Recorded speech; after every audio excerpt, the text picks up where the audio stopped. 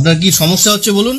সমস্যা মানে গজরটা কেনার পর থেকে সমস্যা আর সমস্যা। কেন, কি হয়েছে?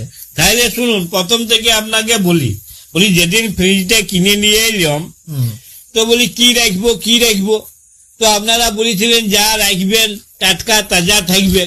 তো সেদিন বুঝলেন গিন্নি গরম গরম মুড়ি ভেবেছিল, তো আমি ওই মুড়ির 3টে ফ্রিজের মধ্যে রেখে দিলাম। তো সকালবেলায় বুঝলেন এমন মিয়াইছে যে মানুষের মুখে দিয়া তো দূরের কথা, কুকুরগুলো পর্যন্ত মুখে দেয় না একগা। আরে বাবা, আপনি মুড়ি রাখতে গেলেন কেন? অন্য কিছু খাবার জিনিস রাখতে পারলেন না? রেখেছিলাম, বিস্কুটের ডিব্বাটাও রেখেছিলাম। বিস্কুট গুলো আবার রাখতে গেলেন কেন? ওটাও তো নিশ্চয় নরম হয়ে যাবে। আর নরম পাতলা পায়খানার মতন এমন ল্যাটপেটা হয়ে গেছিল একগা। তবে উঠটা কুকুরগুলো বেশ ফুর্তি করে চেটে পুটেই খাইছে। কেন, আপনি ভাত ডাল শাকসবজি কিছু রাখতে পারলেন না? আর ভাতের কথা বলবেন নাই, তো সেদিন খাওয়া দাওয়ার পরে ভাতটা বাড়ি গেছিল।